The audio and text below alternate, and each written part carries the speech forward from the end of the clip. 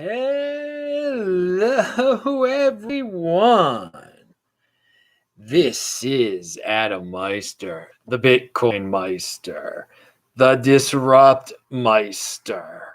Welcome to the Beyond Bitcoin Show. Today is October the 5th, 2019, and you got to do what this shirt says, don't you? Yeah, I like this shirt. Strong hand. Where is my notes section? Strong hand. Unconfiscatable. Bitcoin is the next Bitcoin. Personal responsibility is the new counterculture. Deferral of gratification, conviction, golden age. Strive for greatness, people. Ambition. Avoid mediocrity. Principles over practicality. Okay, solutions over sympathy. We're going to talk about all of this because this is the Beyond Bitcoin show. Yeah, are you expecting this to be a Bitcoin cryptocurrency show? No, it's not going to be that. You're obviously not familiar with the format. Saturday nights are the Beyond Bitcoin. I'll talk a little bit of crypto and Bitcoin, maybe some technology in there too, of course. But this is Beyond Bitcoin. We're going to get into health, philosophy, all sorts of interesting topics. And I will answer your questions because this show is live from Baltimore, Maryland. We'll talk about Baltimore a little bit.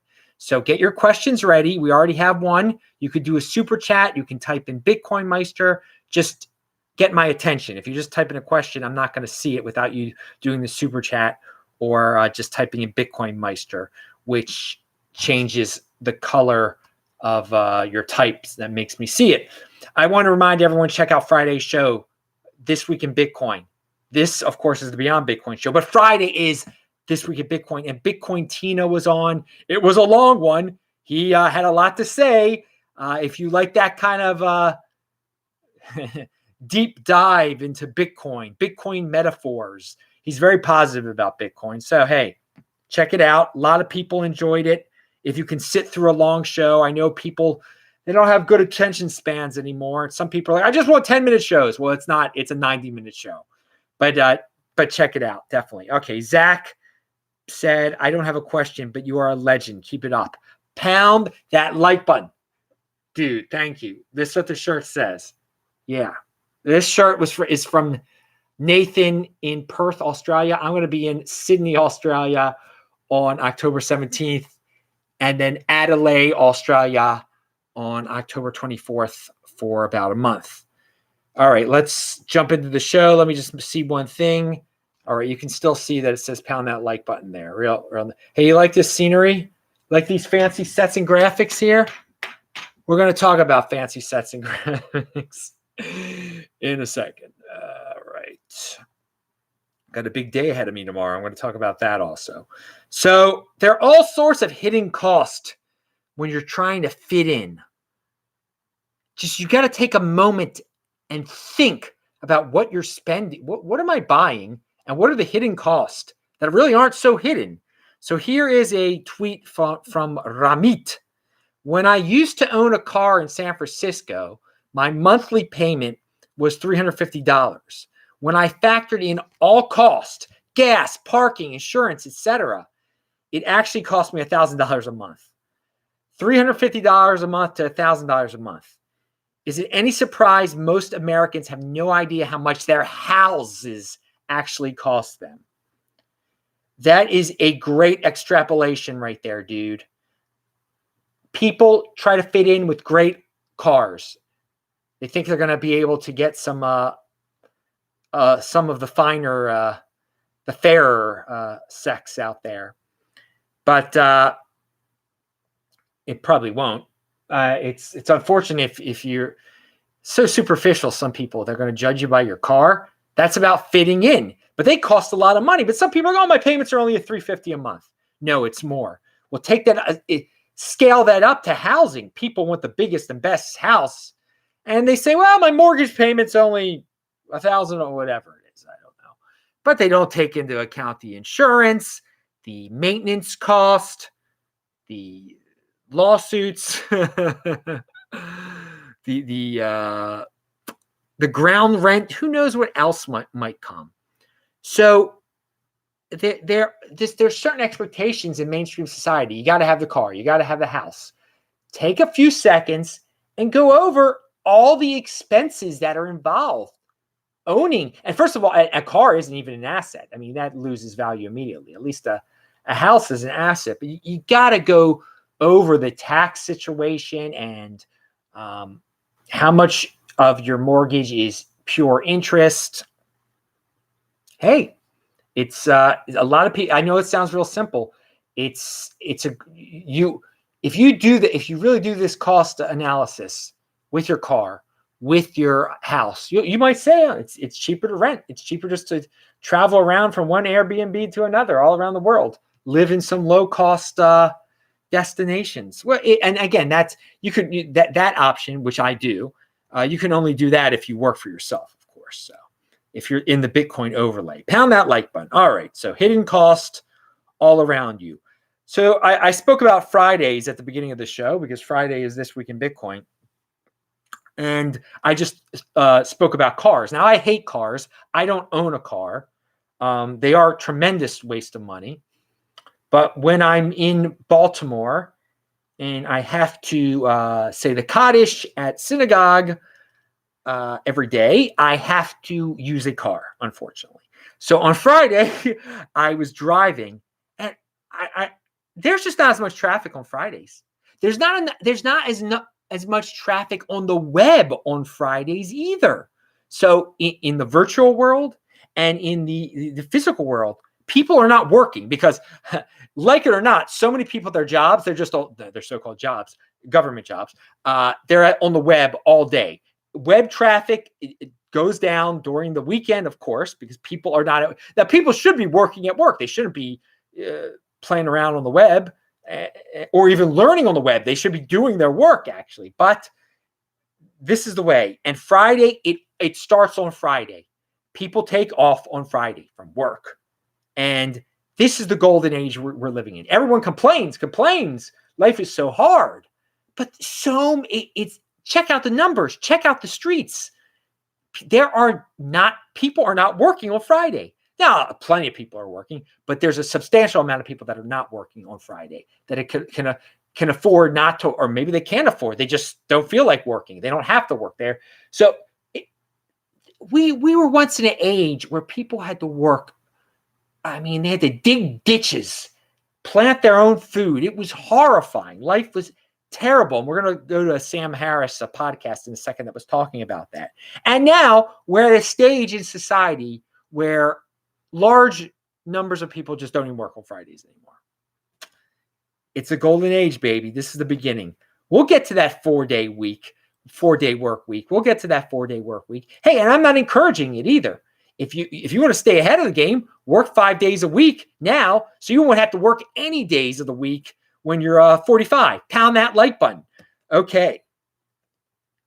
But we're in an age where people are very much willing to take Fridays off. So that's a way you can stay ahead of people. But if you like, I mean, right now, if you don't want to work Fridays, looks like you don't have to work Fridays at a lot of jobs. Okay, what is this here? 7-year auto loan. America's middle class can't afford its cars. Oh, God. Inexpensive and generous financing is putting consumers deep in debt. Okay, so this is a hidden cost of fitting in. Americans still want their cars that they can't afford, so they're going into great debt, taking out 7-year loans on cars. And again, paying unnecessary interest. They're paying all this interest on their car loans, and then they say they're poor. Well, you didn't have to have the darn car. You didn't have to have that $80,000 car, dude. Okay, but let's hear about this. Walk into an auto dealership these days, and you might walk out with a 7-year car loan. That means monthly payments that last well past when the brake pads give out, and potentially beyond when the car gets traded in for a new one. About a third of auto loans for new vehicles taken in the first half of 2019 had terms of longer than 6 years. A third! According to credit reporting firm Experian PLC. A decade ago, that number was less than 10%. So cars are getting more expensive. New cars are getting more expensive because they can, because they know that people are going into greater debt. People are trying to fit in more and more. They're willing to pay more and more for these new cars. Again, I don't own a car. You can live in a city. You can run places, walk places. Then I guess if you need a car, you get an Uber or something like that. The owning the latest and greatest model car, I mean, that's the old paradigm, dude. That's the old. Why don't you buy yourself some gold if you want to buy a car? I mean, that's living in the past, and use a fax machine. Now, again, if you're already super wealthy, you don't need to take a 7, or if you're already wealthy, you don't need a 7-year loan on a car. Okay, you buy the car straight up, and then you get to just show to your friends this awesome car that your Tesla or whatever that you get for your father or your mother or whatever. For me, one day, when I might just I've talked about this on the show before. I want to get the golden 1970 whatever it was a 1977 Rockford Firebird. Those things are used. They're like only $8,000. Won't have to go into debt for that. But that's more of a That's more of a toy, right? We're talking about $50,000 cars here. Not, hey, and if you need a car, get a used car. It's cheaper. You don't have to. All right, I'm giving you tips that should be common sense. But no, people think they need to fit in. I mean, freaking Scott Adams, even he says, he gives some good tips, but he says, women judge you by the car you have. You don't need that. You don't need that. You don't need that woman. He could be a CUCK. He really can be. He really can be. Trying to. He values part of his wealth in women.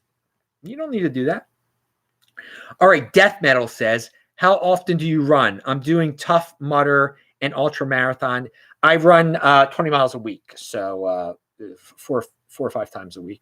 No, 5 times. I mean, lately it's been definitely 5 times a week, but just so it adds up to 20. And then once, I also do interval training once a week, so that's 15 70-yard sprints as fast as I can. You'd take like 30-second, 45-second breaks in between each one. But you should. Most people only do it with 8 sprints. I've gotten up to 15. Hass McCook says pound. And Hass McCook, I'm looking forward to hanging out with you soon, man. Hass is in Sydney, Australia, of course. And I will see him starting the 17th, or if I don't see him till the 18th, whenever. I'll be in his city on the 17th. And he's got things planned for me, man. I'm meeting people. I'm going to events. I'm speaking at events. Who knows? He's telling me the whole thing. I'll keep all the people in Sydney. You're going to see me. Okay. You're going to see me. It's going to be fun. They're going to be events. In your opinion, is biking as good as running? It's good, Zach. It's a good thing to do. I don't bike. I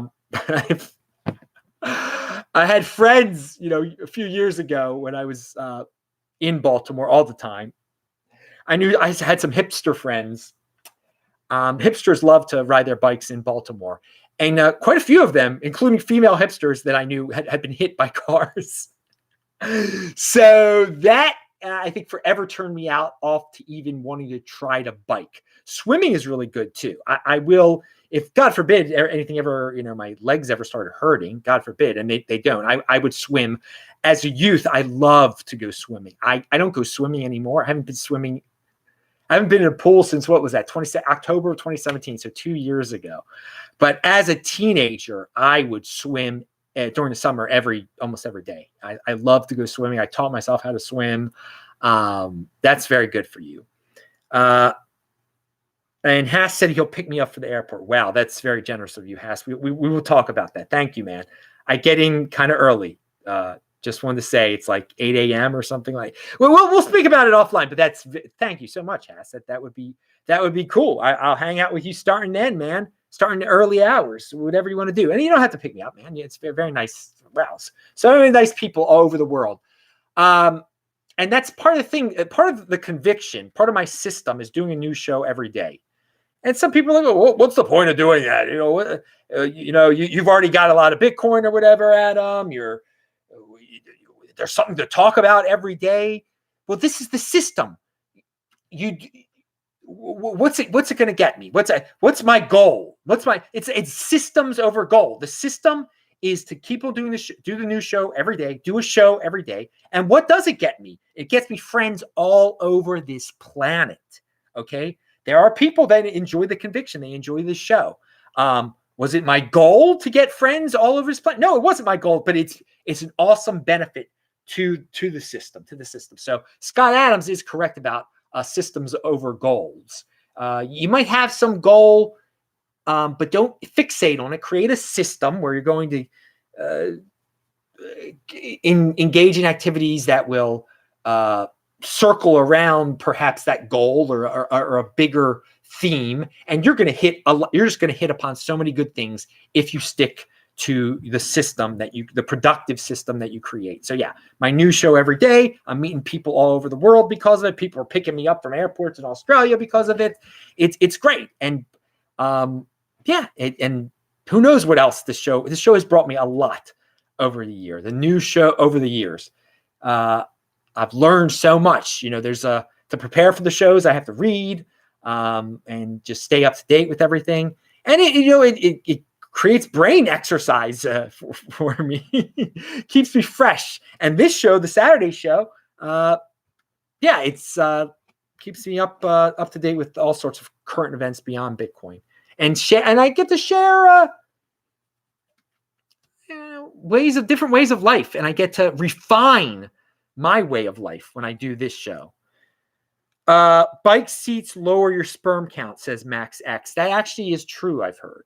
But are you trying to have a kid? If you're trying to have a kid, then stop riding the bike. There you go. I think you recover your sperm count quite fast. Another thing, I mean, some of the people on the show that are asking questions about bikes or whatever, they're in their 20s. All right. They ride the bike for a while. Their sperm count goes down by a little bit. They stop. Their sperm count will be way more than enough soon after. So maybe you want some dudes that aren't correctly protecting themselves, maybe they want to lower their sperm count. Protect yourselves correctly, guys. It's because of big governments all over the world. You can get free. I don't want to say the word preservativos everywhere, basically in any major Western city. Your videos are great, man. I watch it from Dubai, says Death Metal, mostly at 2x while on the treadmill. Well, Death Metal, I just said most major cities around the world, you'll be able to get yourselves free condoms. And that's a major city you probably cannot get free condoms in. But that exactly isn't a Western city. It's like, well, it is what it is. Dubai is a very modern city, but is it a Western city? All right. Benson says, laugh out loud. Who cares? Who cares about, I think he was something about the ladies I was saying there. All right.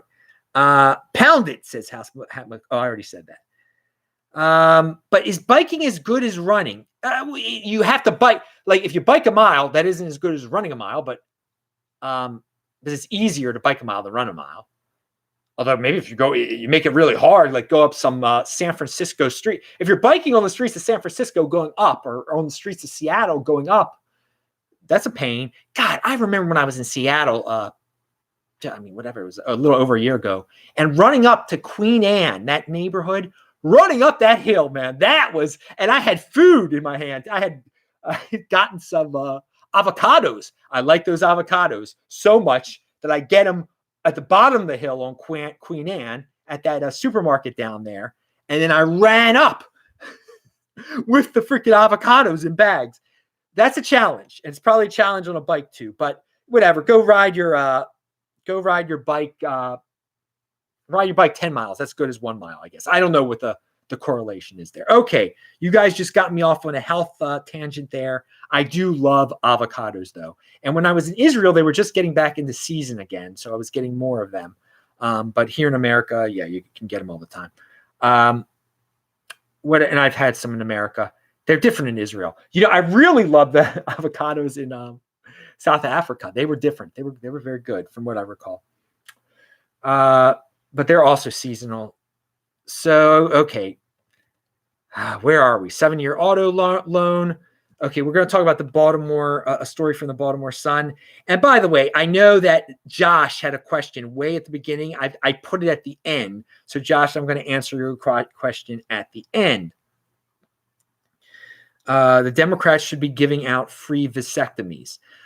Zach said, well, I will say this. That could be more effective.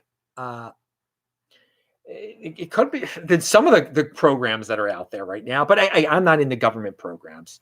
But we do have to admit that in the inner cities, man, or in all sorts of cities, you can get condoms for free so easily, man. They're just, and it might be an all right investment if it takes away some extra people that shouldn't have been created. It'll save some money.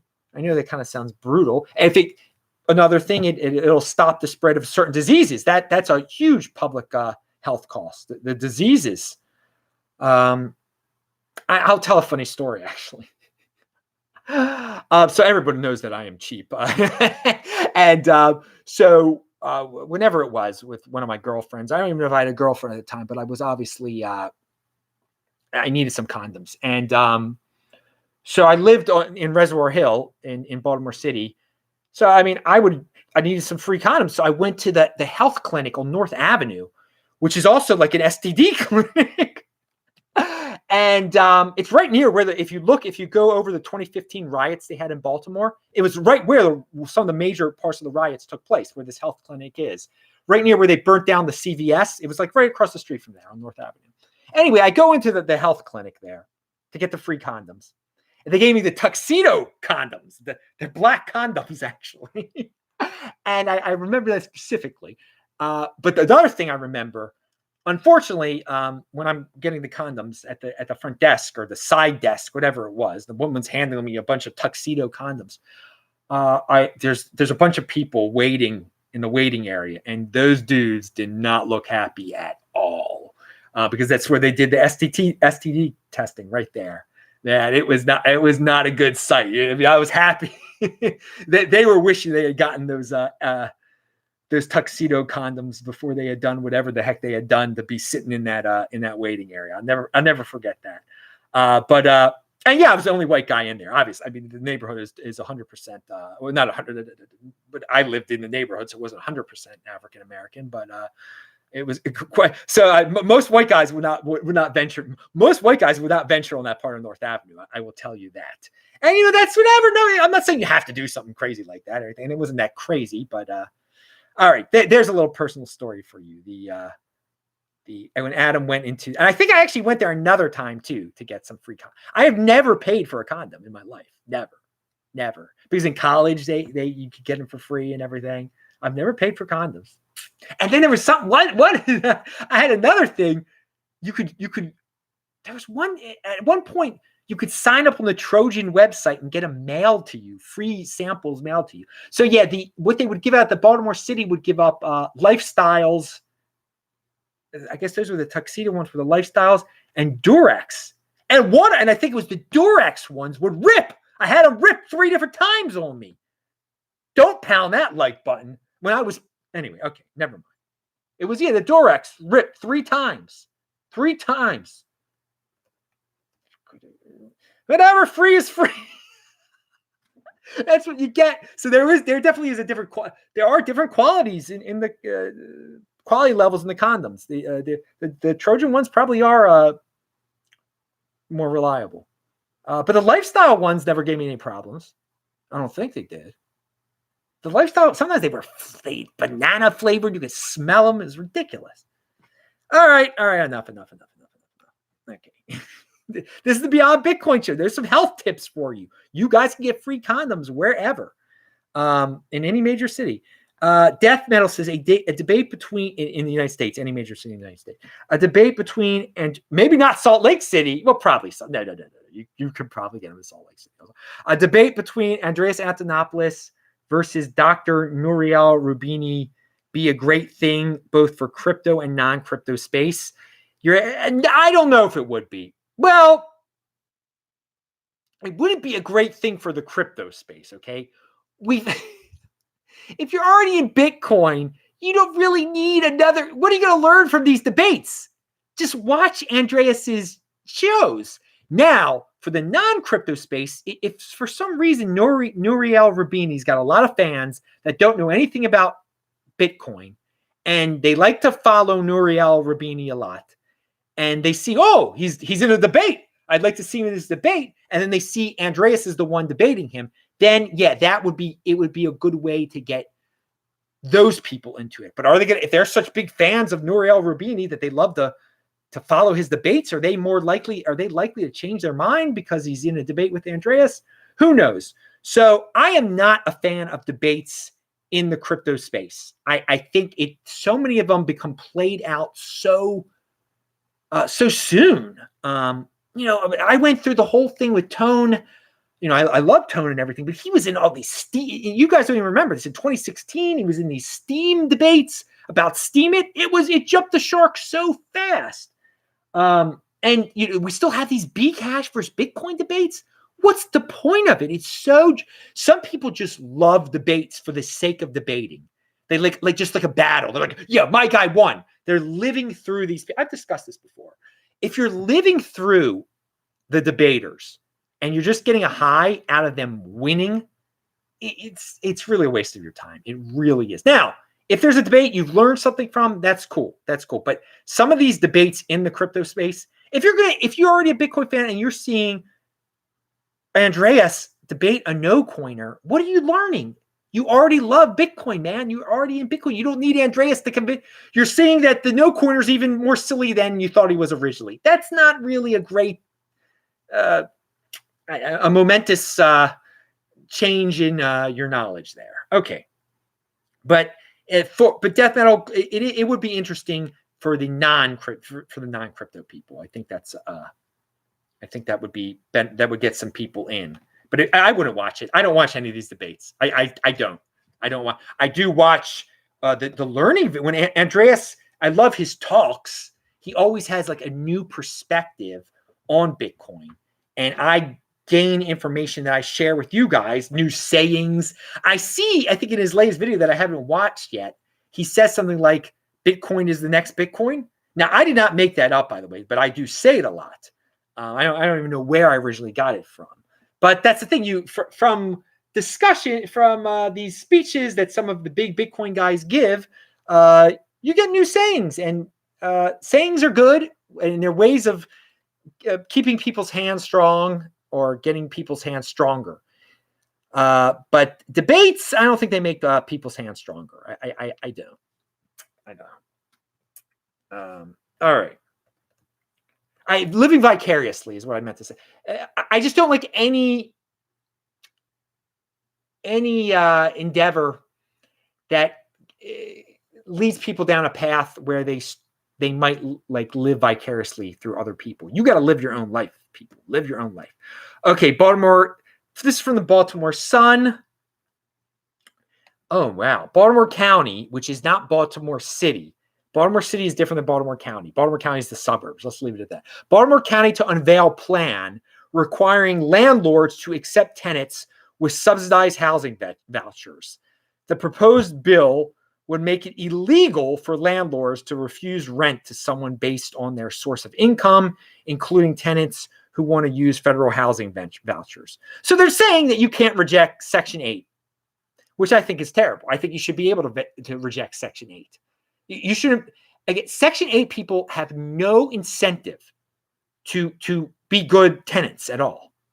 And so many of them I've seen in Baltimore City, they're horrible tenants. Most of them are horrible tenants. They tear everything apart. So you say you're biased against Section 8 people. Why can't someone be biased? Okay, it's their property. Property rights, individual property rights. So Baltimore County wants to get rid of people's individual property rights and say, no, you can't reject people that are using Section 8 vouchers. And Baltimore City obviously already has that rule, I believe. But if I was and again, this is what people say, being a landlord is so easy. The government has all these ridiculous rules. It's not fun. It's not good to have Section 8 people rip up your whole house, okay? It's your house. It's an incredible expense when they rip it all off. And they don't care because it's not like they were paying the rent.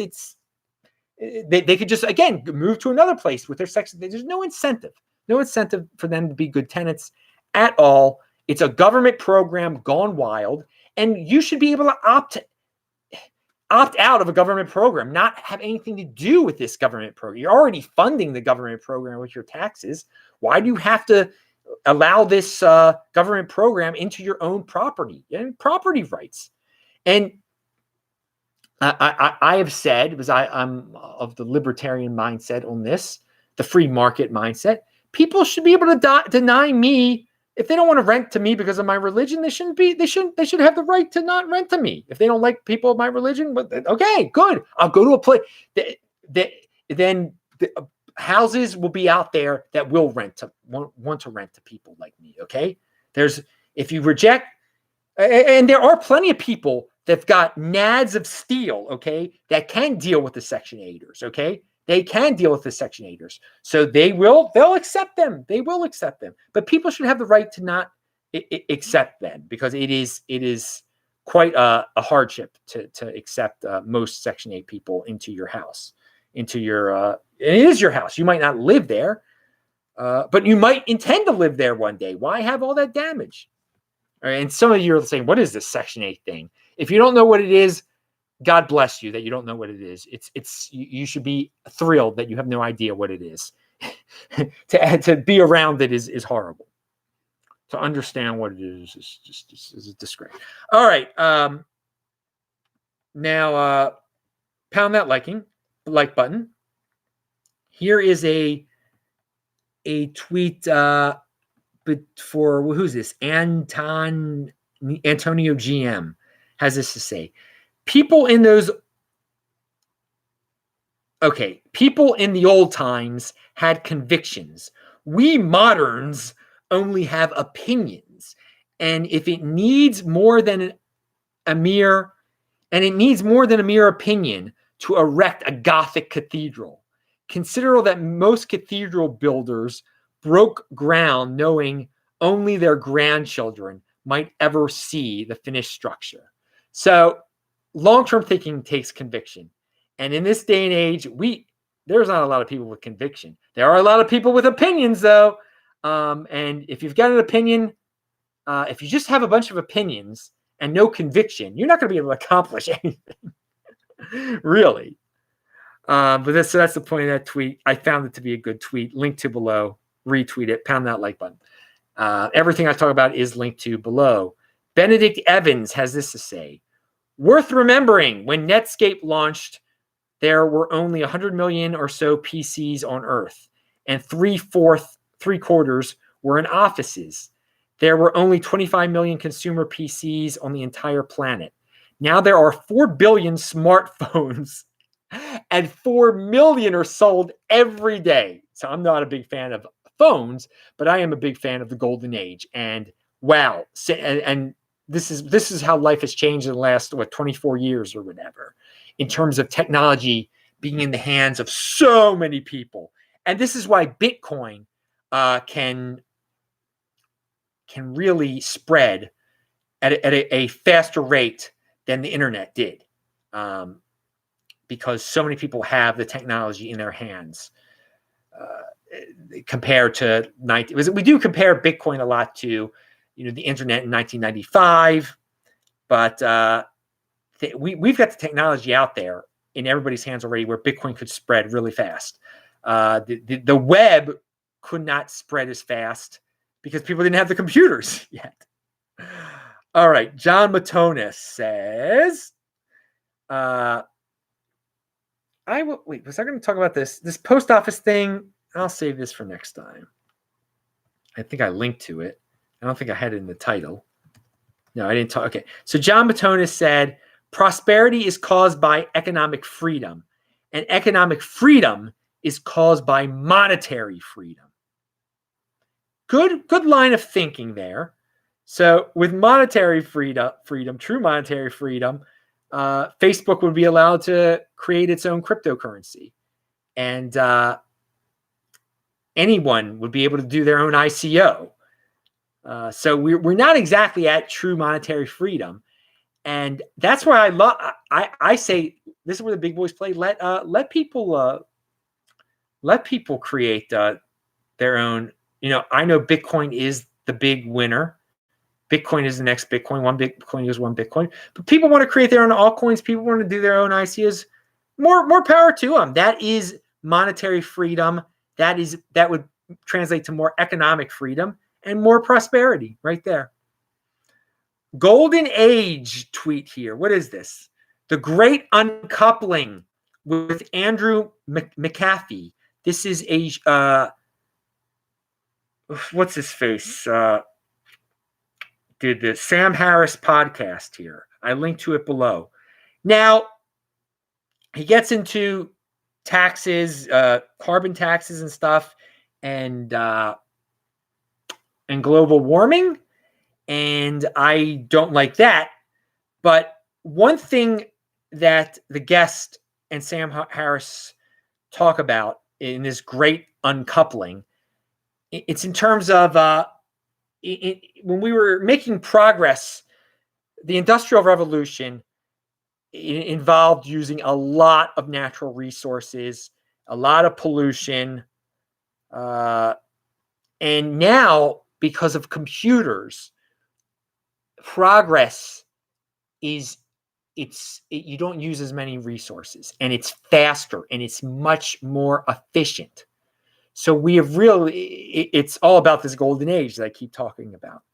So we're not going to have to destroy the environment, and China and India, or India and Nigeria, more specifically, they're not going to have to go through all the nasty smoke-filled cities that we had to go through to industrialize. Okay, computers have sped up the process, made it more efficient, made it more cleaner, and are bringing advancements at a more efficient and faster rate than previously ever dreamed of. So I enjoyed that part of the show.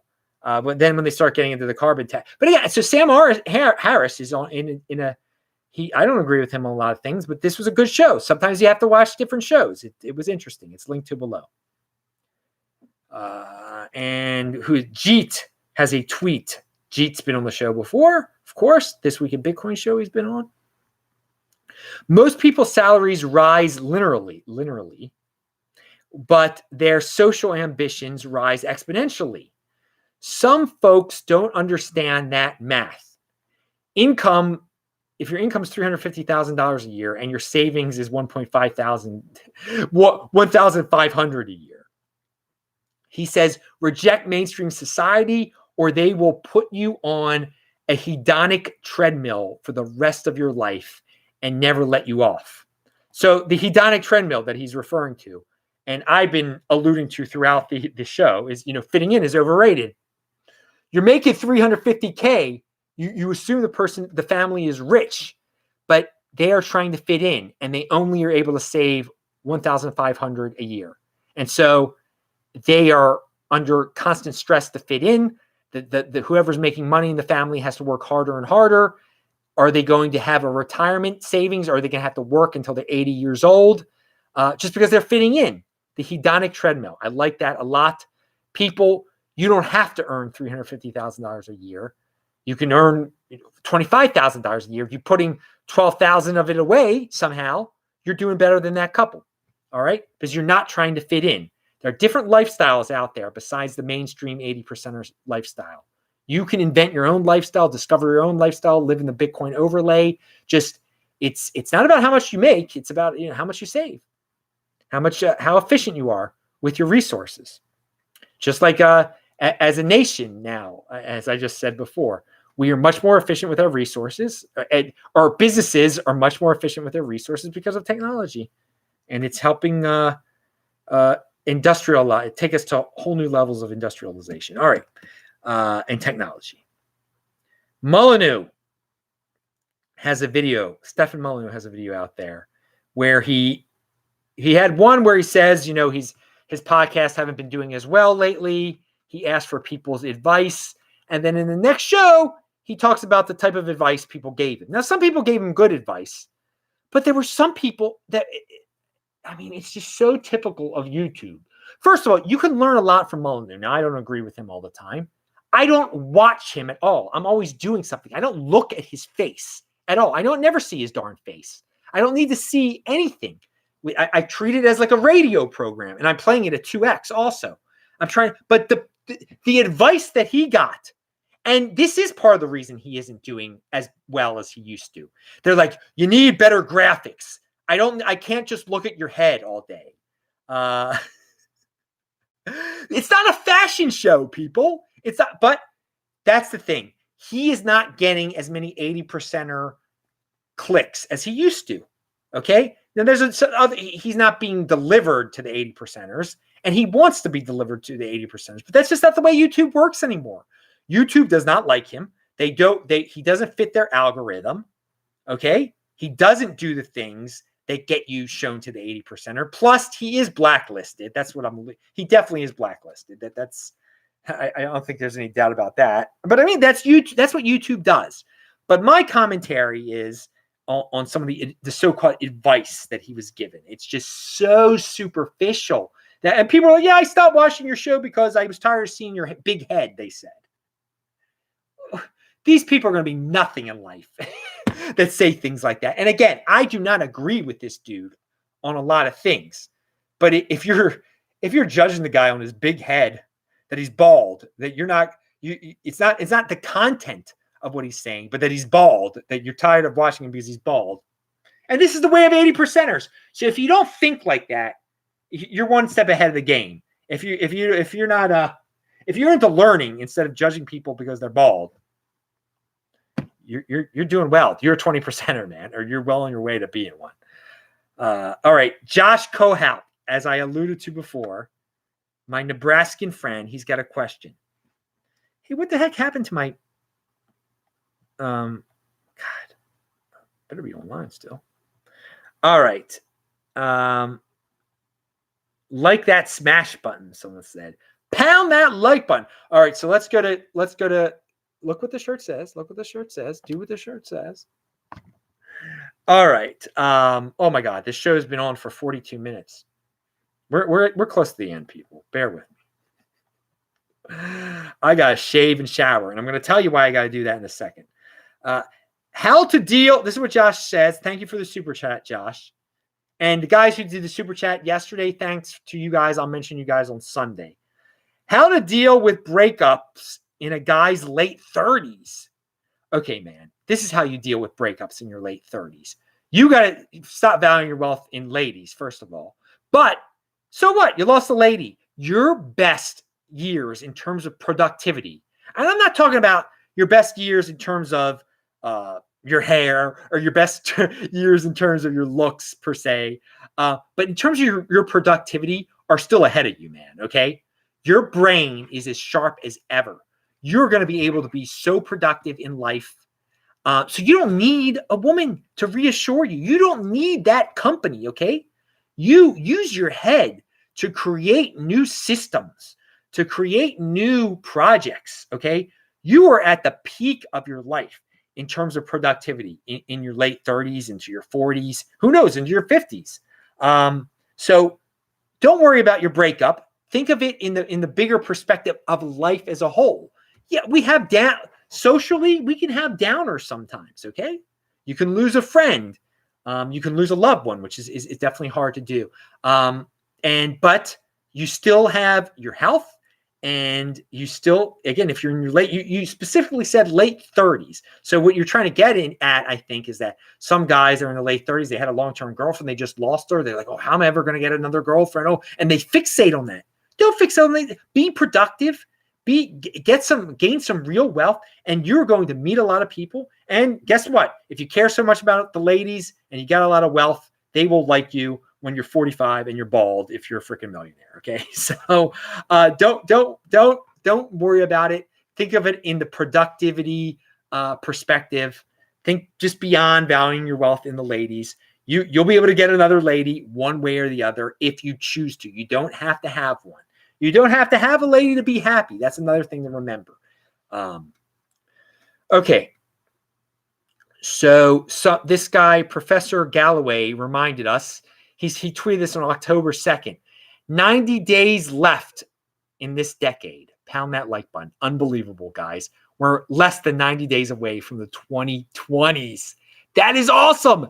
That alone should get you excited if you just broke up with your girlfriend or whatever. Okay. I'll save this for next time. Also, this foreign aid thing. All right. Now, the personal part. We're at the end of the show, and I just wanted to tell everyone real quick what, I've kind of alluded to. There's a lot I got to do. I'm in Baltimore for less than 3 weeks here. And I had to do Rosh Hashanah. I had to do I'm going to do Yom Kippur. The end, I have to say Kaddish every day, and that's going to actually come to an end because the passing of my father will have been 11 months away, and you stop saying the Kaddish after 11 Hebrew months. But tomorrow is another thing. It's the unveiling of my father's gravestone tomorrow. So my family is going to gather at the graveyard, and we'll rip off a cloth, and then we will see the and this is what Jewish people do. They have a stone unveiling. You don't when you bury the person, there isn't a stone. It's unmarked for a while, and then within the mourning period, which will end pretty soon for me, you unveil the stone. You get the stone. So we're going to do that tomorrow. That is another reason why I am back in Baltimore. And so that is why I'm showering and shaving. I'm going to look real nice tomorrow, and it should be interesting to see the stone in person, and it will mark some progress in the entire process. This very unexpected thing that happened back on November the 20th. So again, things happen in life, and then you go through all sorts of processes afterwards. And I've really, my life has definitely changed in a lot of positive ways since then. You got to have a positive outlook when something sad like that happens. I've met all sorts of people.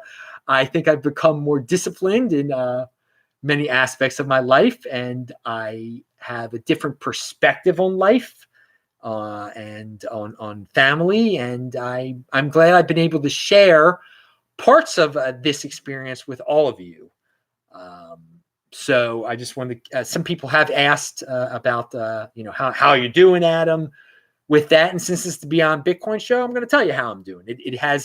Tomorrow is definitely a big day in this whole process. There's some finality to it, I guess. Once you see the stone, and it's a reminder that he is not among us anymore. But life does go on, so it will be interesting to see it. And I think I'll post a picture of it. I actually, the people who created the stone, the plaque, they have I'm not going to take a picture at the grave. I'm not going to take pictures tomorrow or anything like that.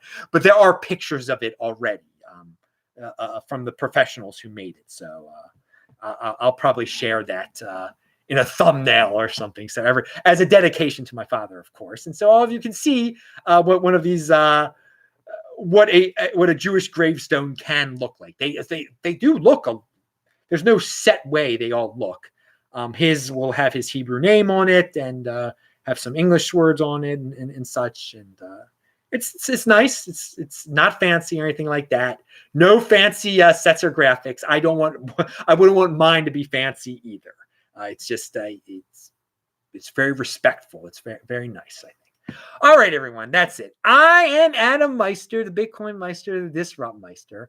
Remember to subscribe to this channel, like this video, share this video. Check out the links below.